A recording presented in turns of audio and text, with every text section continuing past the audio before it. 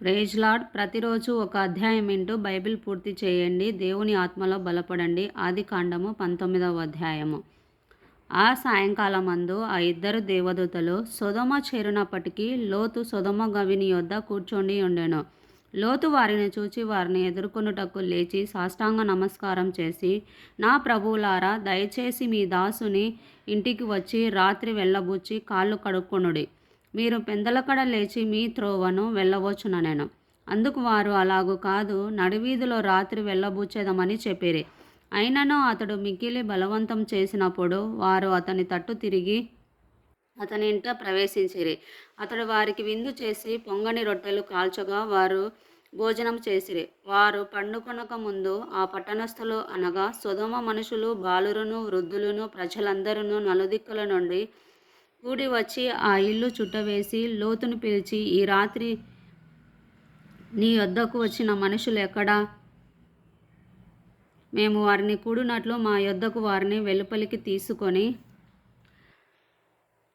రమ్మని అతనితో చెప్పగా, లోతు వెలుపల ద్వారము నొద్దనున్న వారి దగ్గరకు వెళ్ళి తన వెనుక తలుపు వేసి, అన్నలారా, ఇంత పాతకము కట్టుకొనకుడి. ఇదిగో, పురుషుని కూడని ఇద్దరు కుమార్తెలు నాకున్నారు.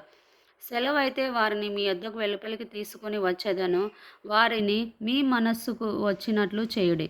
ఈ మనుషులు నా ఇంటి నీడను వచ్చి ఉన్నారు కనుక వారిని మీరేమీ చేయకూడదని చెప్పినప్పుడు వారు, నీవు అవతలికి పొమ్మనిరి. మరియు వారు, వీడెవడో మనలో లోకానికి పరదేశిగా వచ్చి తీర్పరిగా నుండ చూచుచున్నాడు. కాగా వారికంటే నీకు ఎక్కువ కీడు చేసేదమని చెప్పి లోతు అను ఆ మనుషుని మీద దొమ్మిగా పడి తలుపు పగలగొట్టుటకు సమీపించిరి. అయితే ఆ మనుషులు తమ చేతులు చాపి లోతును ఇంటి లోపలికి తమ యొద్దకు తీసుకొని తలుపు వేసిరి. అప్పుడు వారు పిన్నలు మొదలుకొని పెద్దల వరకు ఆ ఇంటి ద్వారము దగ్గరనున్న వారికి కనుమబ్బు కలుగజేయక వారు ద్వారము కనుగొనలేక విసికిరి. అప్పుడు ఆ మనుషులు లోతుతో, ఇక్కడ నీకు మరెవరున్నారు? నీ అల్లుని, నీ కుమారులను, నీ కుమార్తెలను ఈ ఊరిలో నీకు కలిగిన వారినందరినీ వెలుపలికి తీసుకొని రమ్ము. మేము ఈ చోట నాశనము చేయవచ్చితిమి. వారిని గూర్చిన మొర యెహోవా సన్నిధిలో గొప్పదాయెను కనుక దాన్ని నాశనం చేయుటకు యెహోవా మమ్మను పంపెనని చెప్పగా, లోతు బయటికి వెళ్ళి తన కుమార్తెలను పెండ్లాడనై ఉన్న తన అల్లులతో మాటలాడి, లెండి, ఈ చోట విడిచిపెట్టి రండి. యెహోవా ఈ పట్టణము నాశనం చేయబోచున్నాడని చెప్పెను. అయితే అతడు తన అల్లుల దృష్టికి ఎగతాళి చేయువాని వలె నుండెను. తెల్లవారినప్పుడు ఆ దూతలు లోతును త్వరపెట్టి, లెమ్ము, ఈ ఊరి దోష శిక్షలో నశించిపోకుండా నీ భార్యను, ఇక్కడనున్న నీ ఇద్దరు కుమార్తెలను తీసుకొని రమ్మని చెప్పిరి.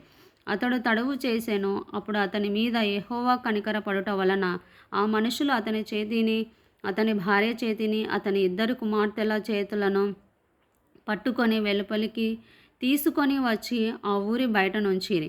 ఆ దూతలు వారిని వెలుపలికి తీసుకొని వచ్చిన తర్వాత, ఆయన నీ ప్రాణమును దక్కించుకున్నట్లు పారిపోమ్ము. నీ వెనుక చూడకము. ఈ మైదానంలో ఎక్కడనూ నిలువక నువ్వు నశించిపోకుండా ఆ పర్వతమునకు పారిపోమ్మని చెప్పగా, లోతు, ప్రభువా, అలాగు కాదు. ఇదిగో, నీ కటాక్షము నీ దాసుని మీద వచ్చినది. నా ప్రాణం రక్షించుట వలన నీవు నా ఎడల కనపరిచిన నీ కృపను కనపరచితివి.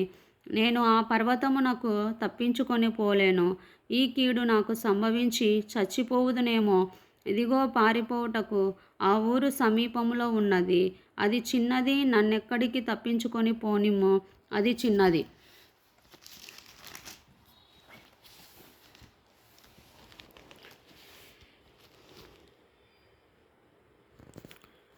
కదా. నేను బ్రతుకున్నది చెప్పినప్పుడు ఆయన, ఇదిగో, నీవు చెప్పిన ఈ ఊరు నాశనము చేయను. ఈ విషయంలో నీ మనవి అంగీకరించి తిని నీవు త్వరపడి అక్కడికి తప్పించుకొని పోమ్ము. నీవక్కడ చేరు వరకు నేనేమియో చేయలేనెను. అందుచేత ఆ ఊరికి సొయరు అను పేరు పెట్టబడెను. లోతు సొయరుకు వచ్చినప్పుడు ఆ దేశమున సూర్యుడు ఉదయించెను. అప్పుడు యెహోవా సొదొమ మీదను గొమొర్రా మీదను యెహోవా యొద్ద నుండి గంధకమును అగ్నిని ఆకాశం నుండి కురిపించి ఆ పట్టణములను, ఆ మైదానమంతటిని, ఆ పట్టణంలో నివసించిన వారినందరినీ, నేల మొలకలను నాశనం చేసెను. అయితే లోతు భార్య అతని వెనుక నుండి తిరిగి చూచి ఉప్పు స్తంభమాయెను. తెల్లవారినప్పుడు అబ్రహాము లేచి తాను యెహోవా సన్నిధిని నిలిచిన చోటికి వచ్చి సొదొమ గొమొర్రాల తొట్టును ఆ మైదానపు ప్రదేశం యావత్తును చూడగా, అదిగో ఆ ప్రదేశపు పొగ ఆవము పొగవలె లేచుచుండెను. దేవుడు ఆ మైదానపు పట్టణములను పాడు చేసినప్పుడు దేవుడు అబ్రహామే జ్ఞాపకము చేసుకొని లోతు కాపురం ఉన్న పట్టణములను నాశనం చేసినప్పుడు ఆ నాశనము మధ్యను లోతు నశించకుండా అతని తప్పించెను. లోతు సొయరులో నివసించుట భయపడి తన 2 కుమార్తెలతో కూడా సొయరు నుండి పోయి ఆ పర్వతమందు నివసించెను. అతడును అతని 2 కుమార్తెలను ఒక గుహలో నివసించిరి. అట్లుండగా అక్క తన చెల్లితో, మన తండ్రి ముసలివాడు, సర్వలోక మర్యాద చొప్పున మనతో పోవుటకు లోకములో ఏ పురుషుడు లేడు. మన తండ్రికి ద్రాక్షారసము త్రాగించి అతనితో శయనించి మన తండ్రి వలన సంతానము కలుగజేసుకొందము రమ్మని చెప్పాను. ఆ రాత్రి వారు తమ తండ్రికి ద్రాక్షారసము త్రాగించిన తర్వాత అతని పెద్ద కుమార్తె లోపలికి వెళ్ళి తన తండ్రితో శయనించెను. కానీ ఆమె ఎప్పుడు శయనించెనో ఎప్పుడు లేచిపోయానో అతనికి తెలియలేదు. మరునాడు అక్క తన చెల్లెలి చూచి, నిన్నటి రాత్రి నా తండ్రితో నేను శయనించి తిని, ఈ రాత్రి అతనికి ద్రాక్షారసం త్రాగించిన తర్వాత నువ్వు లోపలికి వెళ్ళి అతనితో శయనించుము. అలాగున మన తండ్రి వలన సంతానము కలుగజేసుకొందుమని చెప్పాను. ఆ రాత్రియు వారు తమ తండ్రికి ద్రాక్షారసము త్రాగించిరి. అప్పుడు ఆ చిన్నది లేచి అతనితో శయనించెను. ఆమె ఎప్పుడు శయనించెనో ఎప్పుడు లేచిపోయేనో అతనికి తెలియలేదు. అలాగున లోతు యొక్క 2 కుమార్తెలు తమ తండ్రి వలన గర్భవతులైరి.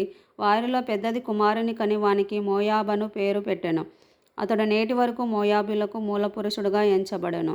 చిన్నది కూడా కుమారుని కని వానికి బెన్నమ్మి అనే పేరు పెట్టెను. అతడు నేటి వరకు అమ్మోనీయులకు మూలపురుషుడుగా ఎంచబడెను. దేవుడి వాక్యంను ఆశీర్వదించును గాక. ఆమెన్.